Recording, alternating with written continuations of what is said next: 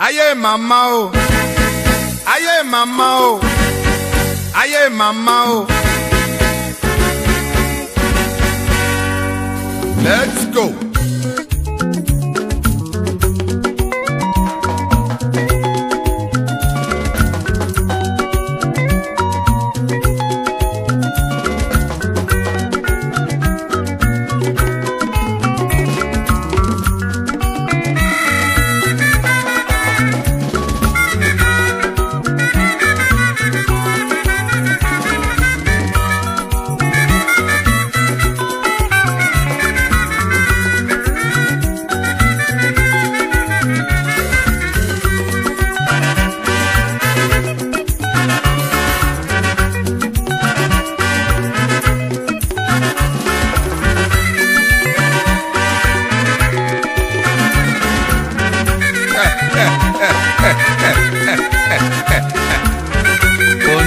Gonabo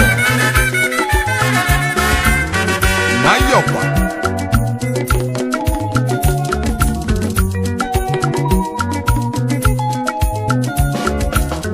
Nkabụ ebe anọnọ ego mbute special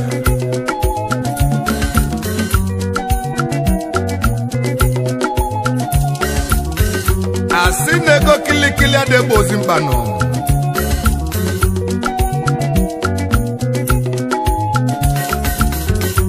mezili onye ọbụla ji achọzi ego mbute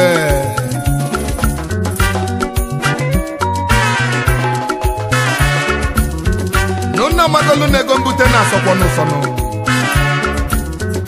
amabutie a na-elizie n'obi ọcha ọ na-aka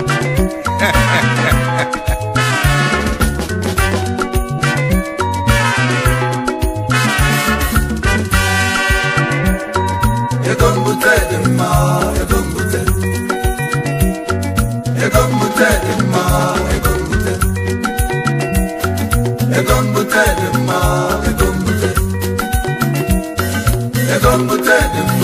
ego mbute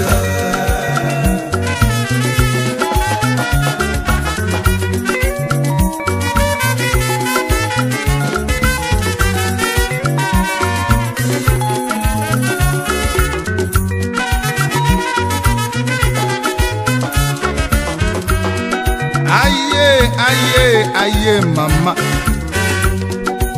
aye o aye mama o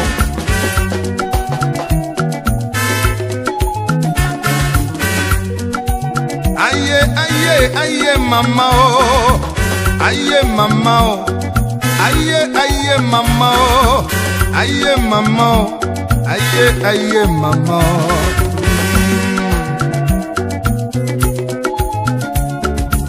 mmadụ ka na-eche na ya jezi obodo oyibo oluzi obodo oyibo oluzi owelu nkata bụla ego mbute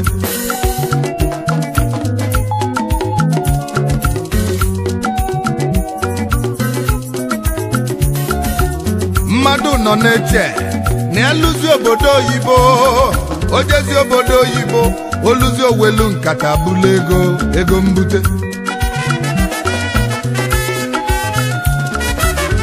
n'ezienụ ndị ọgbala ulu agba ọghọm ifeba na-echezi n'enu ụwa bụ sọ nke ga-abalụfa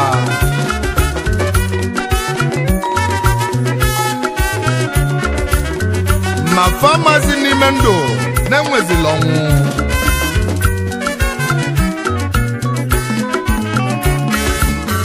n'ebe onye na-ejezi ananụ ebe afụ ka ọ na-ejezi ewetọnụ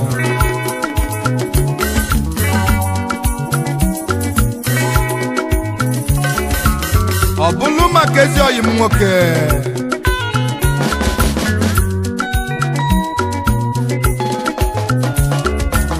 ife meleme ka nneje ka kọlụ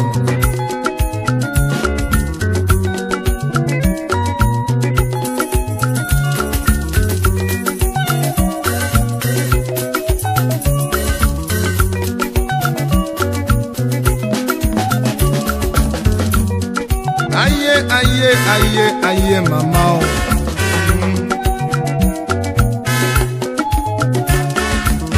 ezigbo oyi m onye mụ na ya na-adị mma o ezigbo oyi m nwoke onye mụ na ya na-adị mma o oyi ma mụ na ya na-atụtụ mụ na ya na-abọ na-atụtụ mụ na ya na-abọ na-agba mbọ anyị na-ahụzụ anyị kwelu na ọ ga-adị mma o emesịa na ọ ga-adị mma n'otete n'aka ọ dị njọ emesịa na ọ ga-adị mma emesịa ta na ife ga-adị mma o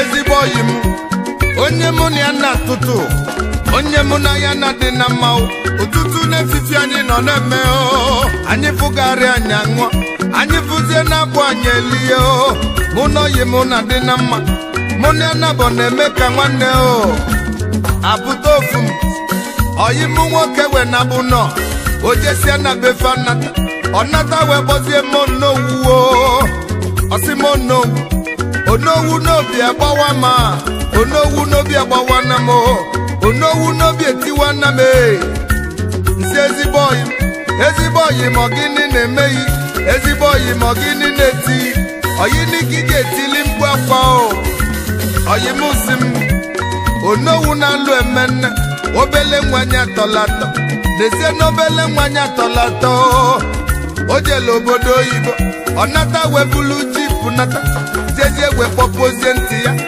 emesịa na ojeji egwe yezisi ezigbo oyi m ọbịa na-eti ya kwa o kedu ibe ị na-etili mkpu akwa kedu ibe ị na-etili mkpu akwa o oyi m wesi m kpọmọ onowu a onowu gonabụ onowu na-aga m eje obodo oyibo ọ dịka obodo oyibo a na-eji bekata ebula ego a na-ejizi nkata ebola ego na ya ga-eje obodo oyibo ndị ezigbo oyi m welu nwayọ ka isobe ụwa do na adatu ife ụwa n'ike o akalaka niile bụrụ ofu o oyi m uwe kwe mana olu ezi izu ka na-abụ nchọbazi ezi oyi m asị na ezigbo oyi m ejebego obulu welding machine ofife ọka ji aka n'ụwa obulie welezie nụ na mgbuka wee wele ego jebe south anọ na south no phone call not even a letter anyị na-atụ onye nọ ga dị mma o ofu arọ ọga emesi arọ na-abụ ọga emesizi arọ nke ịtọ ọga a na-eche ezigbo oyi m ọbata ife ga-adị mma ọnata ife ga-adị mma o ọnata ife ga-adị mma na mụbo n'owe chenjibe ọgọdọ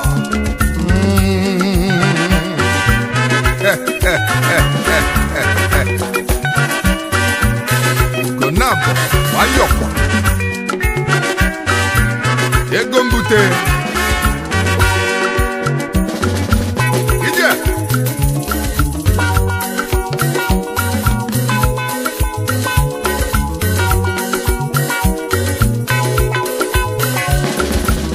arọ na boga abata na nkịtọ anọ m ebe nneli olili anọ m ebe nnata ife alụ igwe m wee kụọ nne anya ọbụla oyi m nzazie na oyi m a oyi m ọ bụ gịnị na-emezi o oyi m wee tiwa akwa oyi m wee tiwa mgbu akwa o ọsị m onowu na-alụ emenụ m o onowu na-anọ m na mkpọrọ onowu na-anọ m na mkpọrọ enyere m 13 years onowu na-anọ m na mkpọrọ as I'm talking to you now onowu na-anọ m na mkpọrọ ntị ewebe ezi oyi m ọka isi jebe o ezi oyi m ọka isi jebe o una fugo na ezi oyi m o ọsị m tinye n'ebele ka ọ malụ m ọganata ọ bụlụ baro ka ọ fụlụ ọkwaba ọ bụlụ trọkụ kekwaba ọ bụlụ welda kanya lụba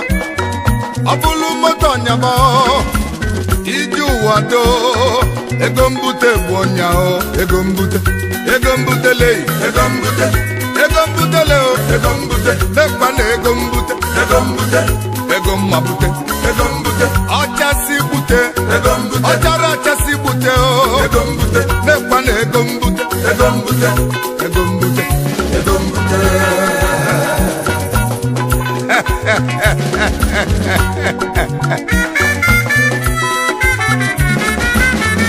ọ bụla onye na-echeru na ọ na-echezi azụ nọ ọ bụla ije n'ụwa nọ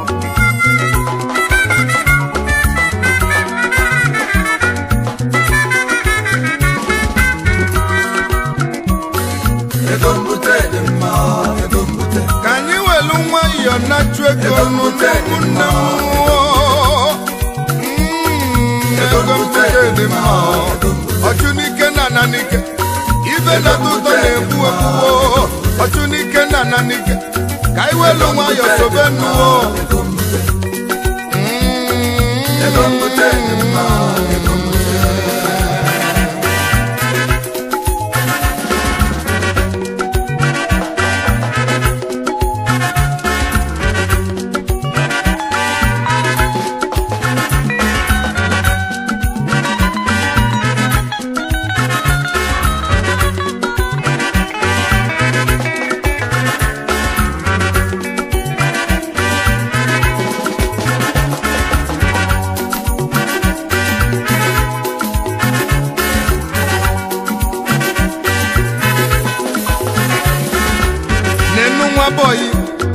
nekene nwa boyi nezenu nwa boyi jelu village dute nwa boyi bịa ka ịmụ afịa o bịa ka ịmụ ọlụ kọbali ịmụsizie n'ọlụ ọgabali o nwa boyi abịanụ ọfụzi etu ọ gasị eme o ọ na-efe etu ego si abata nwa boyi gbaka ọsị na ya dị asavụzi na ya chọlụ ka ya bụla ọga o ego mbute dị mma o ego mbute nekene nwata akwụkwọ nne ya zijeli ya akwụkwọ nna ya zili ya akwụkwọ o obula bịa pụga o ka ma ọ ga-ejezie gụba akwụkwọ eneghe anya ọkụsi anụ pụta ọ bụghị lọya ọ bụrụ dọkịta obula akpa ya osolu ndị aja otu jebe o jebula egbe wee jebe ka jezie n'ubute ego ka wezaba mọkachie maka ọzabazi omela ọrado maka ọzabazi agụdị egbe ego mbute dị mma o ego mbute ebe ọ na-eje ọlụ oje nke izizi nata bamesia wejekwa ọzọ fajezie n'ọzọ nata o olu na nke ịtọ ojezie ka abute ego agbagbuo nwata ọnaba o ebuzie nwata ọnaba o ego mbute dị njọ o ego mbute ọnabago ego mbute dị mma ego mbute nwata nana o nwata nana o nwata kilia na o nne mụrụ nwa nọ n'ebe nuo nna mụrụ nwa n'ebe nuo ego mbute gbuo nwa o ego mbute gbuo nwa o anyị mbute gbuo nwa ego mbute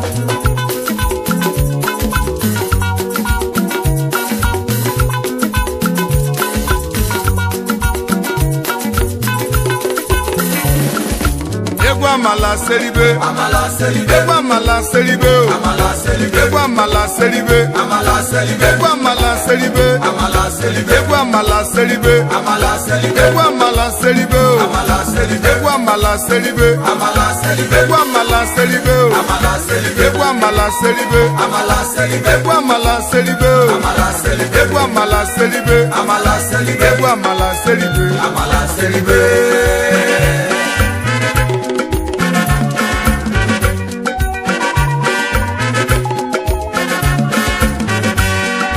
egwu amala seribe o, egwu amala seribe o, egwu amala seribe o, egwu amala o seribe.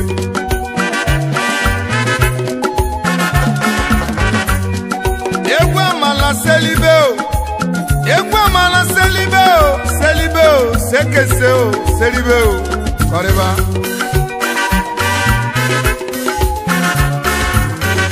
Onwelife nye libifie o, onwelego libego ine n'ụwa n'ọnwụ na-abịa mbelede o, egwu amala selise seribe.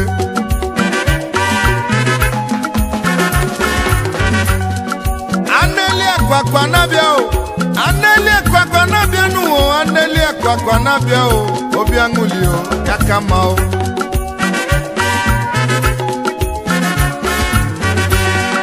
Onye ma mgbe ọ ga-anwụ eyi, onye ma mgbe ọ ga-ejebe n'enu ụwa o, na ọ dị ogbu o, enu ụwa o, ọ dị ogbu o.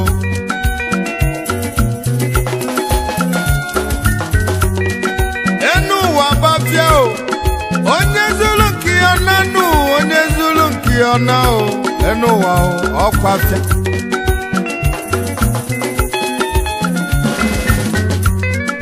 Enu ụwa bụ osimiri, onye na-enye ogwube nuo, onye malụ ugwo nọpụta na onye mazi ugwo nuo ọtọnụ.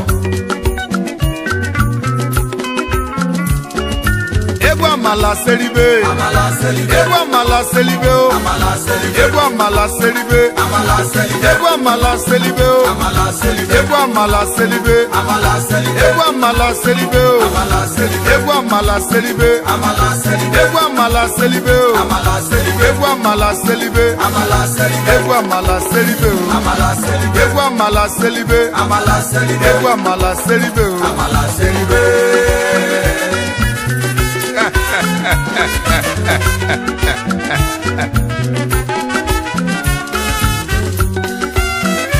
Asị n'enu ụwa bụ ọlịlị nụ, onye nọlịsịa nọ na.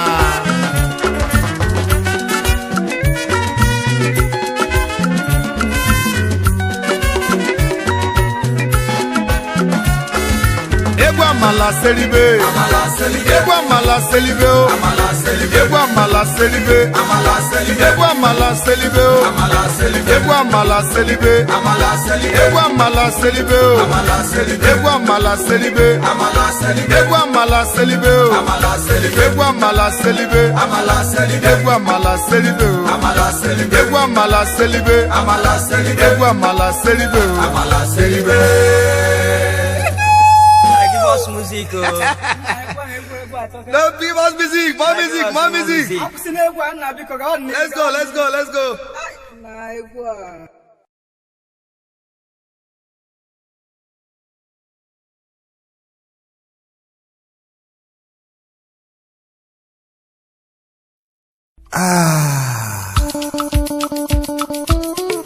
Ọ dị n'obi m.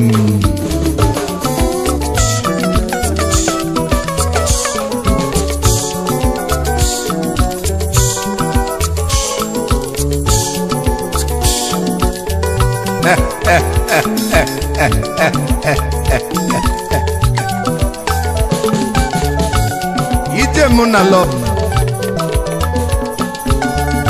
anya ka nna achọzi ka nkọlụ nụ n'ịfụnanya bụkwa nnukwu ife o. Onye ọbụla nwere ịfụnanya eluga na eze nọ n'ịfụnanya maka love.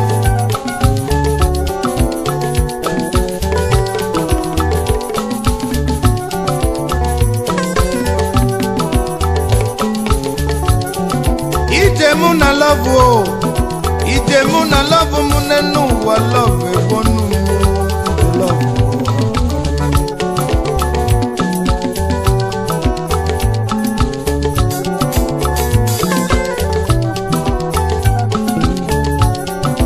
ije mụ na love oyi ije mụ na love n'enu ụwa love egbonu love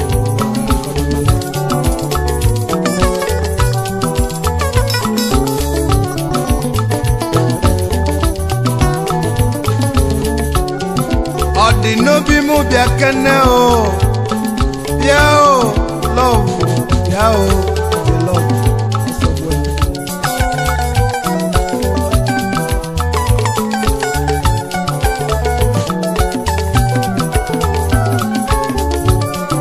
asa nwa nwanyị ọma o anyanwụ tutu bịali o odi n'obi m bịali o bịali o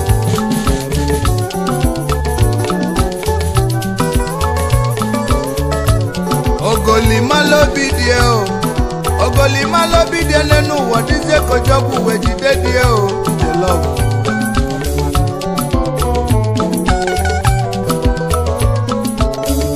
omalita ni rapulu nei omalita ni rapulu na yo we solution mu we nababe mu love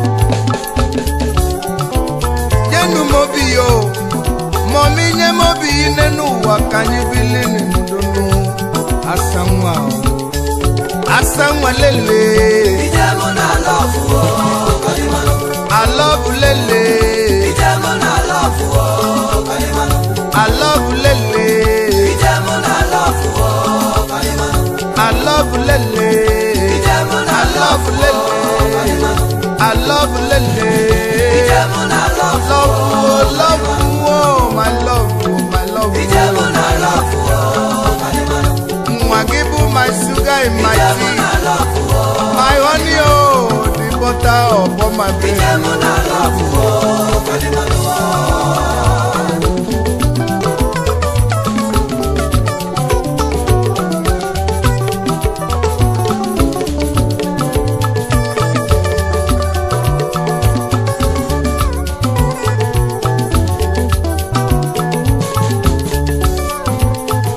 Amaka o asani di ma o apuna nwo bia kene o obidie o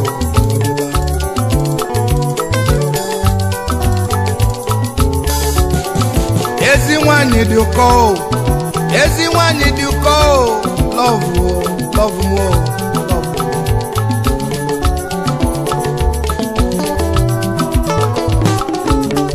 nwanyị bụ ngwugwu ekeleke o Ibonye tọgete lo bulu nenu wo bulu nababi o je love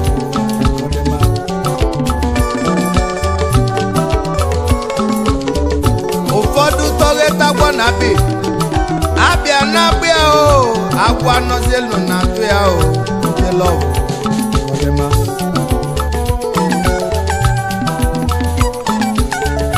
ụfọdụ na-alụzie na befa fatọghe ebe ngwugwudo ogete nnu na mmanụ o fana ego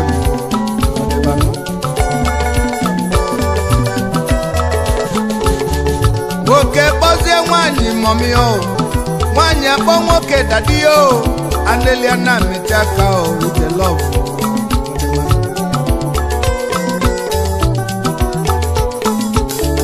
nwanyị kpọzie nnu nwoke lọbi nwoke akpọ nwanyị họni o ọ na-aga ụwa na-aga o ọ na-asụ ụsọ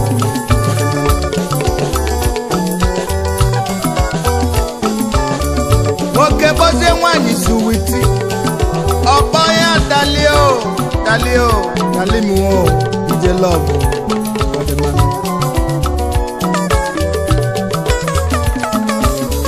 I love lele ijamo na love o kalimano I love lele ijamo na love o kalimano ije love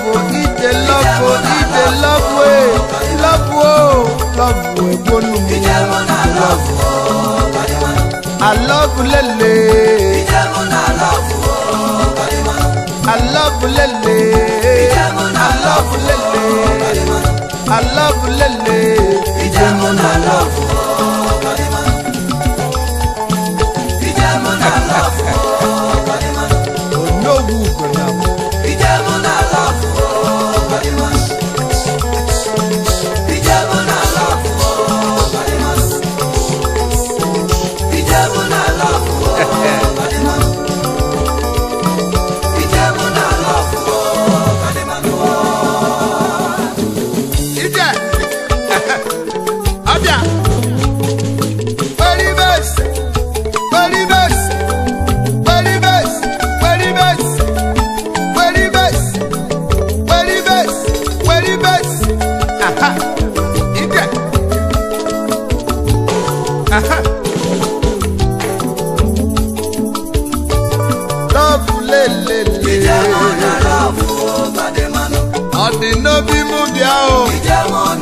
mana mụ na ị ga-ebi o lọvụ mụ Ijemo na love kademano.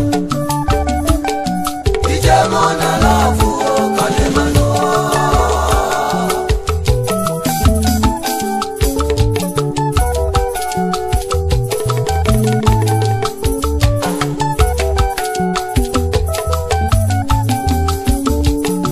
lọvụ mụ bịa o lọvụ mụ o obi mụ apụ na nwụọ obi dị o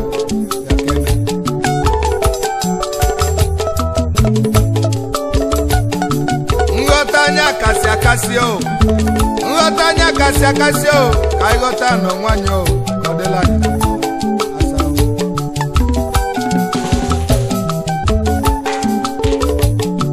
etu isi eme m o lọvụ na ọ dị m nsọ o etu isi eme m na ọ dị m nsọ o lọvụ m o lọvụ aga m ebuli ya onwe m o aga m ebuli ya onwe m o lọvụ m o etu isi eme na ọ dị m mma o amamife ị na-ebuka o lọvụ gị na-edozi obi m o asịzie na m enwetaghị gị ebe ka m ga-anọzi o lọvụ m o lọvụ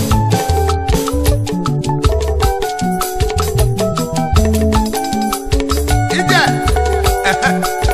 ọbịa very best very best very best very best very best very best very best aha ije aha asani dị m mma o ọ dị n'obi onye ọcha n'ịgadị o ebelenye aka na ebeli o ogologo ndụ na risike o ka anyị ga-ebu onye ọma na ọ ga-adịla anyị mma o n'ịlọbụlụ m o nlọbụ anyị onye ọma o na ọ ga-adị m lọbụle Ijemo na love kademano. Ijemo na love kademano. Ijemo na love kademano. Ijemo na love kademano.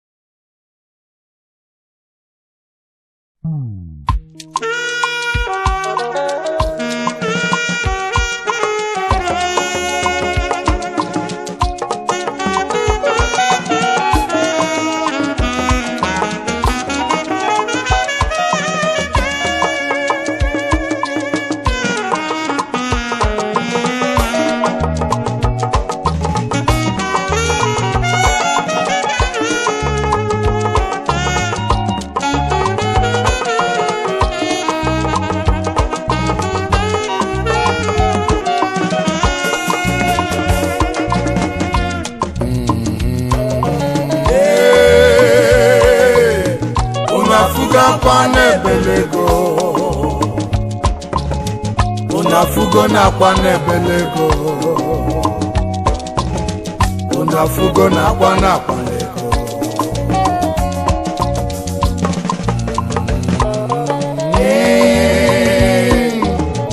unafuga kwa nebelego unafugo nakwa nebelego unafugo nakwa nebelego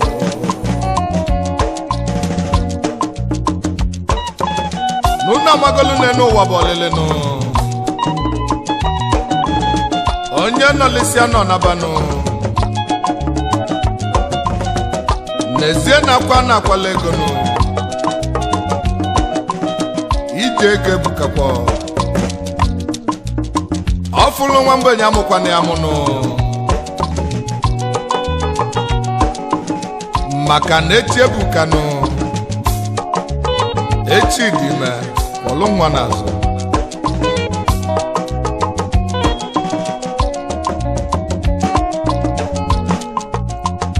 ọfụlozu nwụrụ anwụ na-amụ ya mụnụ ọ bụzi ị ga-ekwu omene n'ụwa unu amago na mmadụ niile jekọba Chukwu mana igwe niile na-eje n'ụzọ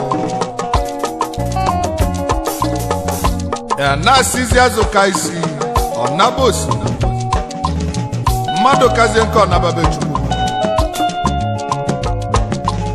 onowugo na bụ egwu ka nna eti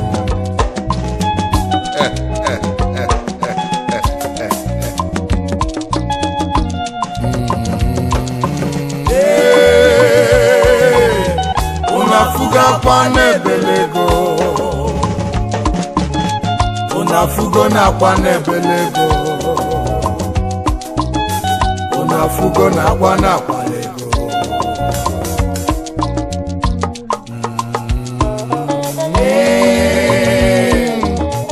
unafugakwa n'ebelego unafugo nakwa n'ebelego unafugo nakwa n'ebelego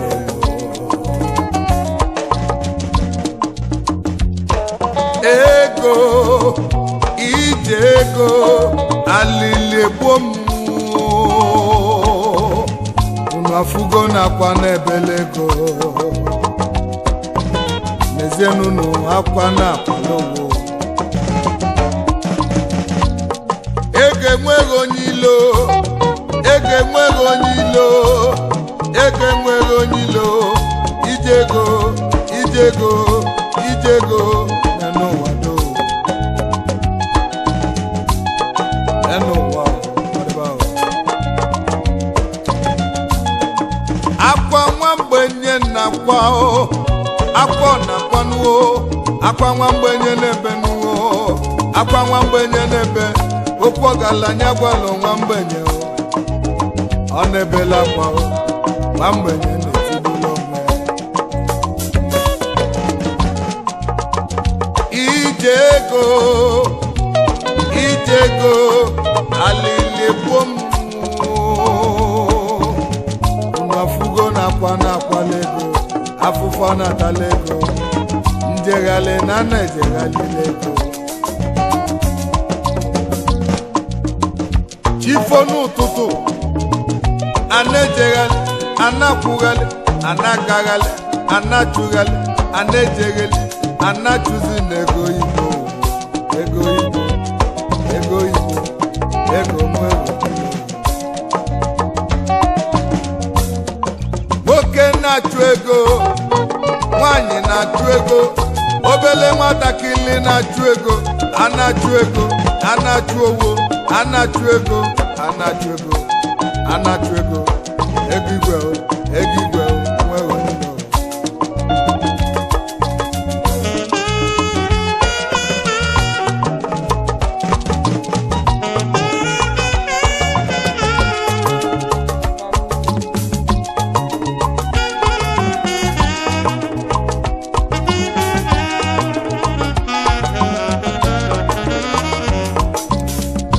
asị na ego ji ọlụmụ o ji ego nwe mbanụ o ji ego ji pawa ọgaranya na-emezi fesọl ya nụ onye fụlụ onye nwere ego kwikwali agwụ enu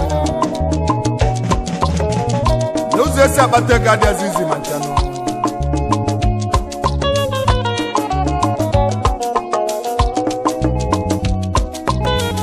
mana onye nwelu ndidi onweta ife dị mma na-ada achụzi ụwa n'ike ije ego n'osika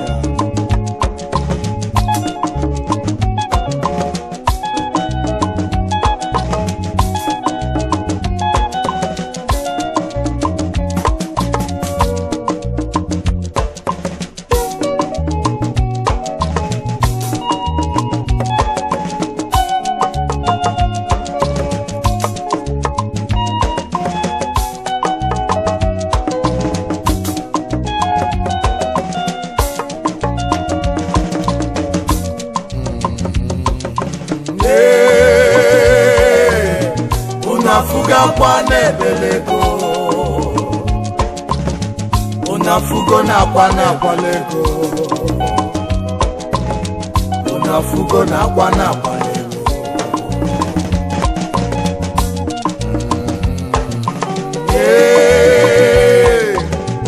unafuga kwa nebelego unafugo na kwa lego unafugo na kwa lego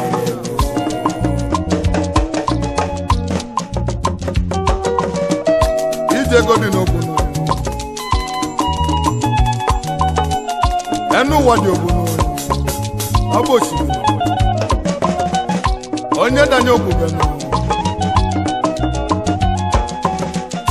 onye malụkwuzie nọpụta na onye mazi kwuzie n'ọtọ mana osimiri adelikwa onye ọfọzi oge ọbịa nso ije ga-esika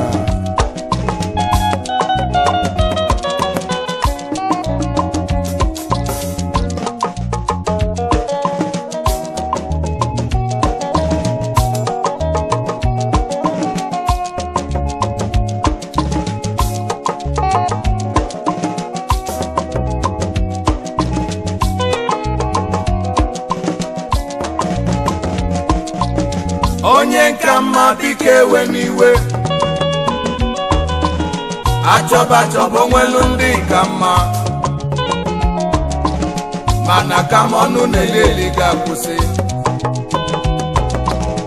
ọnụ elibebeghị ya nwe ndidi onye nka mma biko ewe n'iwe achọba onwelu ndị ka mma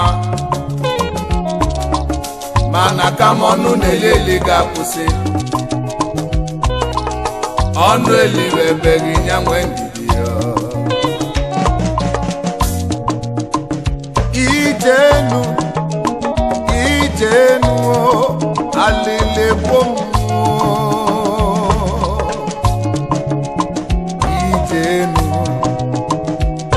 ijenu enu ọdịba onye nka mma biko ga-ewe n'iwe onye nka mma biko ga-ewe n'iwe n'enu ụwa n'ọdịgwa ije ụwa n'ọdịgwa anagara bụzi isi jezie gbọbalote n'ajụ ọ dịrọ mma n'enu ụwa ma ije ụwa n'ọdịgwa onye nka mma biko ewe n'iwe akọ n'ọgwụ akọ na nsị eje n'ọgụ aba na mba esi n'ọnwụ ewe n'iwe odogwu kalili odogwu inugo emebe amala ozi onye bụ onye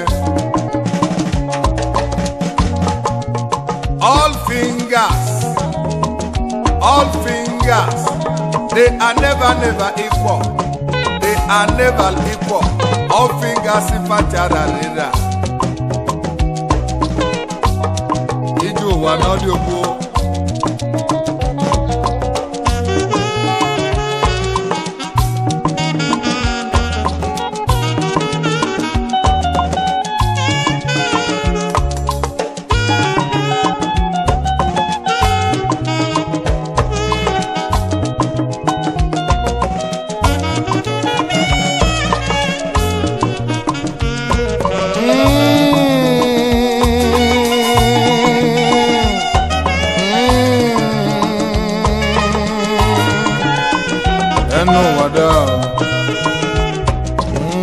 Onye nka mma biko ewe n'iwe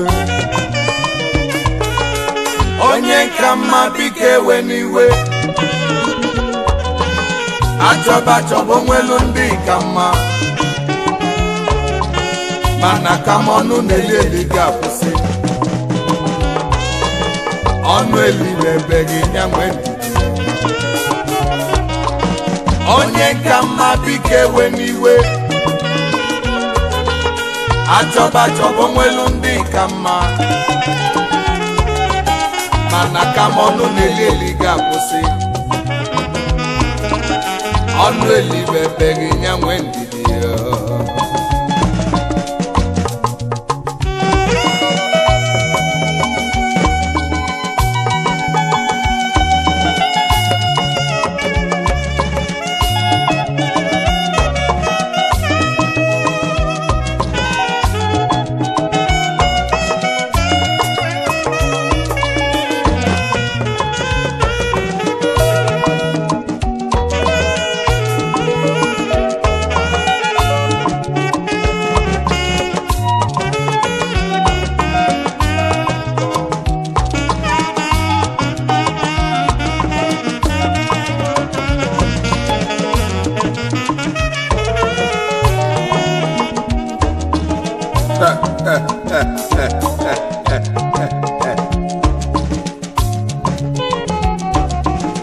Onowu Gonab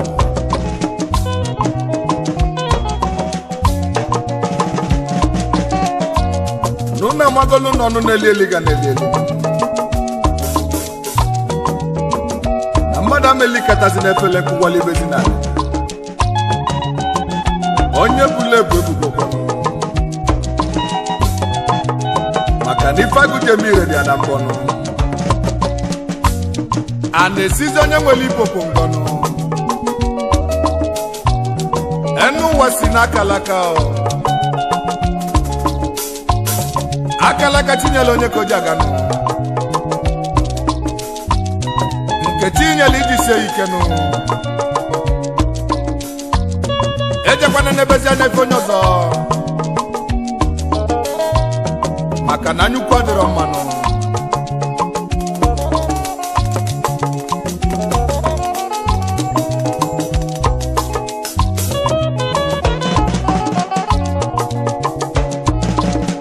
onye nka mma biko ewe n'iwe achọba onwelu ndị ka mma mana ka m ọnụ na-eli eli ga-akwụsị ọnụ elibe ebeghị ya nwee ndidi onye nka mma biko ewe n'iwe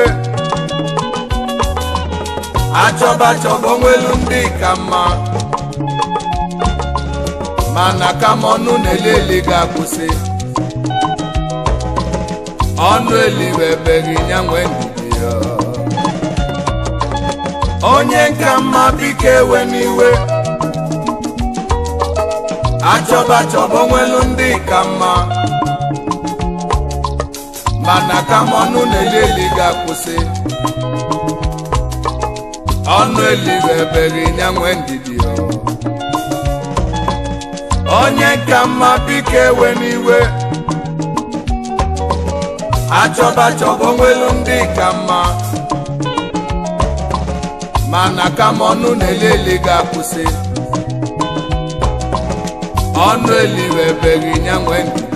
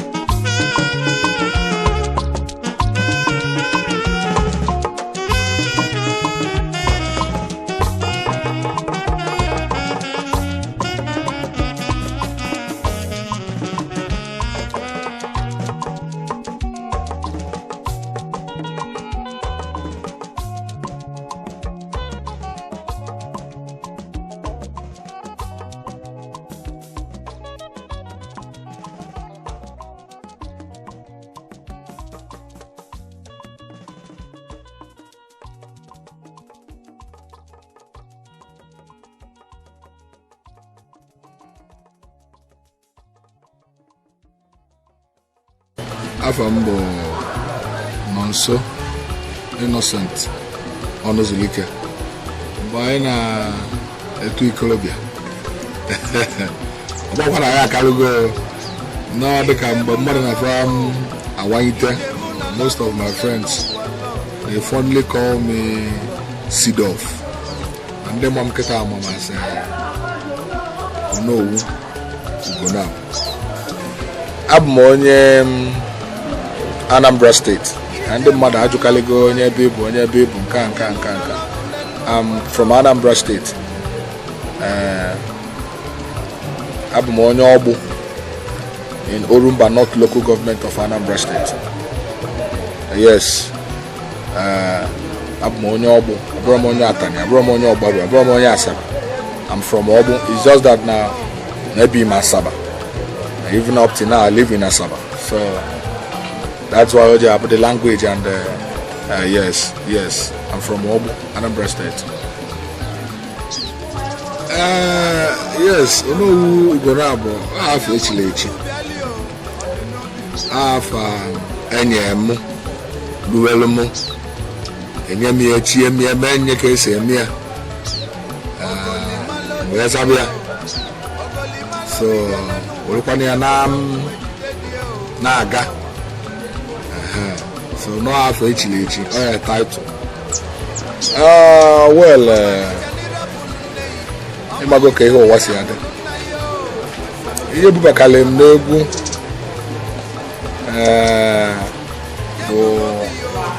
Magona Madden and call. No, we can Kalakari on time. We will start to harness it. Before you know it, well, the truth of the matter, I didn't learn music from anybody. Nobody taught me how to do anything once hence music is concerned.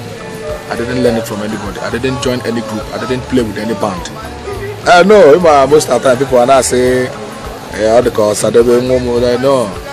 I try to be myself. I didn't learn from anybody. So, but by the grace of God, I started doing it. And as you can see, people now appreciate my little effort, you know. Yes, a true life story. A true life story. Omeleme. So and no nanyabo egobute wetu akosime. So because you know most people, young guys of these days, you know say okay won wayo na things had they say akonya na de kiba bi gidi. Man at times here nwata ga arigo na 4 day kenufo. Give work and no ga na etu na ya. Well, I really thank God for everything. I really thank God. Like when I was about to shoot the video, you know, but I really thank God for some matured-minded people I met. Somebody like Onyi Dade. He's a wonderful guy. He encouraged me, even when it was like, nah, forget it. We will do it, you know. And we started doing it. And maybe things, so at the end of the video, do wonderful. You know, and did no full of joy, you know. So the guy really tried. He really tried.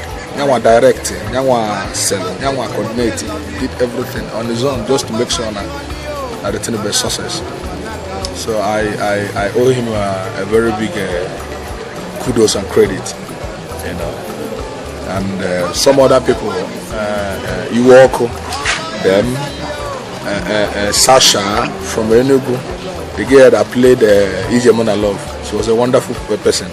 The dancers. You know, that is why I talked about being creative, having a creative mind.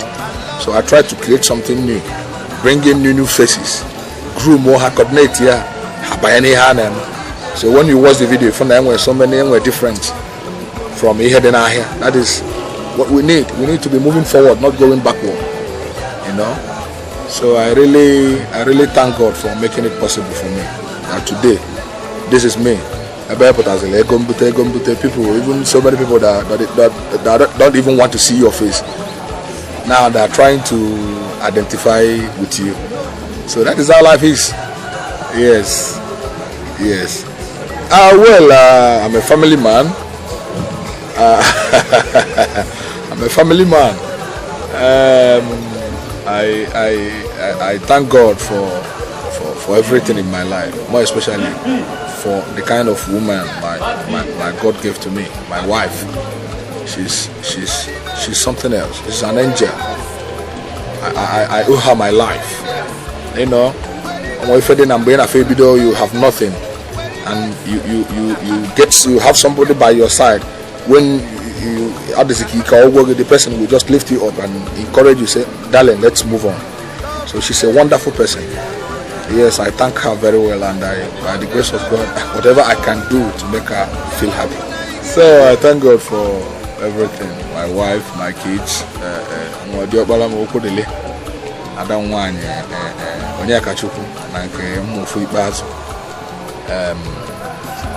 Chinwendo. They are all wonderful people. I love them so much. Yes, life is like that. So my advice to people, the upcomers, I urge them to be creative, let them come out with their own style, with their own pattern. That is what music is all about. You create your own pattern. You come out with something different, something new, something wonderful, something acceptable. So let us try to just to make sure I able to all those things are life. So let's try to be more creative, more grease to our elbows, believe in God. Many people in Nigeria, we don't have to hope on anybody, you have to hope on God. God is the author and finisher of our faith. There's nothing I can do on this earth without the consent of my Lord Jesus Christ. Because someone has inspiration, now we're going to everything, now we're going to lead it, now we're going to direct it. Without God, you are nobody. Let him go on the 7-year exile. His life and the throne are far more important to us than Akudo. There is no more love, and all the issues thrown up by any mass attack on the Agony chamber could be buried. I would let this happen. Go inside. Go inside. I decree it.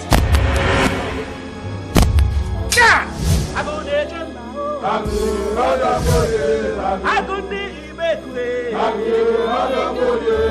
Any of you can stop the fight by calling my name 3i. Otherwise, you're going to rape me? It don't matter.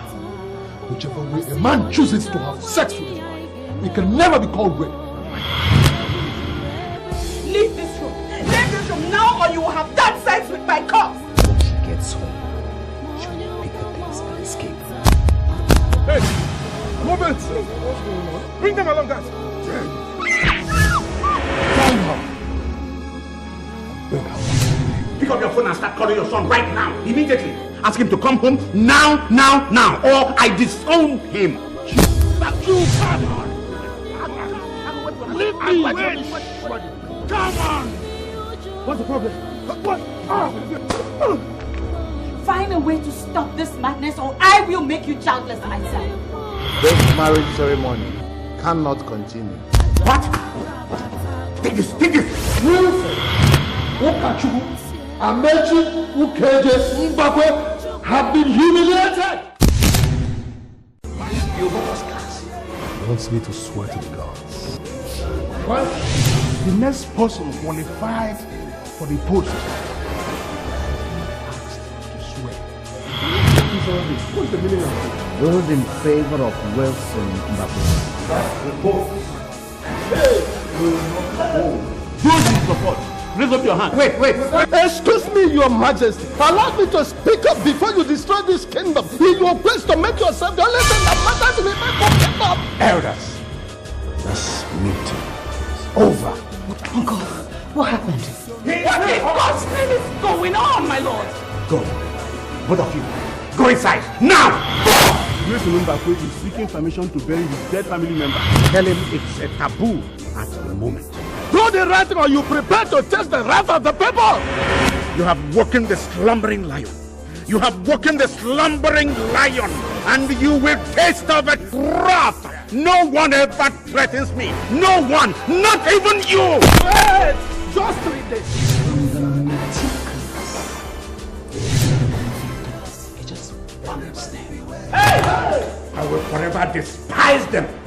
That is outrageous! They call for it. Another story. Day, uncle's corpse at your doorstep and you're doing nothing about it.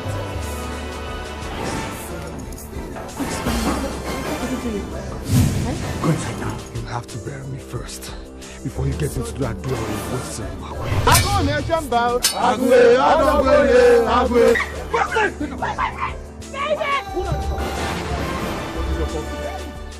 What is your problem?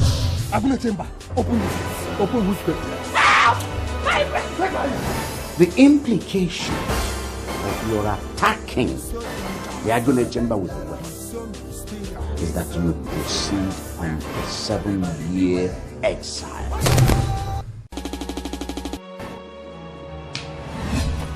How dare you move inside my palace this early morning, holding my family at gunpoint? The nightmare was a forewarning. Hey, Dad. Myself and my mom were going out. Are you sure you are referring to the same person I'm here for? What have you come to do? Give it to me! Hey, stop there. Who are you? I need a gun. Say me hello to my mom. What the hell are you saying? Jesus. Silly question. The sacred sword of war of Ibeku kingdom is now without a bearer once more. Never in living memory did the gods take away an Agune Chamber of Ibe. Why don't we wait till the gods speak to us? Our Creator did not give us free will and thinking ability for nothing. No other family can produce the next Agune Chamber. You are not the choice of the God. You can't hang an Igwe. No, you can't. Shut up. Hang them. No! I'm Igwe! I think the gods are warning you. Apart from this palace, the only place in this kingdom, the Ikorori Palace, With us here before your royal presence is Willis. I want him out of my palace now. How would you do that without starting a cold war between both royal families? I am under a royal order never to allow him close to this palace. I am not a prince, neither am I a chief. The gods simply threw the problem you came to them with back at you. Come back and take it, or cease to be a titled man and a member of this council.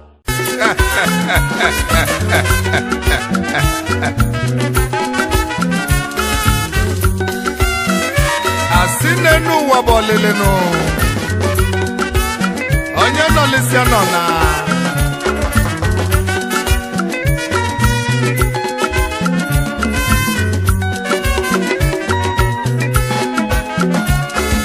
Egwa mala selibe Egwa mala selibe Egwa mala selibe Egwa mala selibe Egwa mala selibe Egwa mala selibe Egwa mala selibe Egwa mala selibe Egwa mala selibe Egwa mala selibe Egwa mala selibe Egwa mala selibe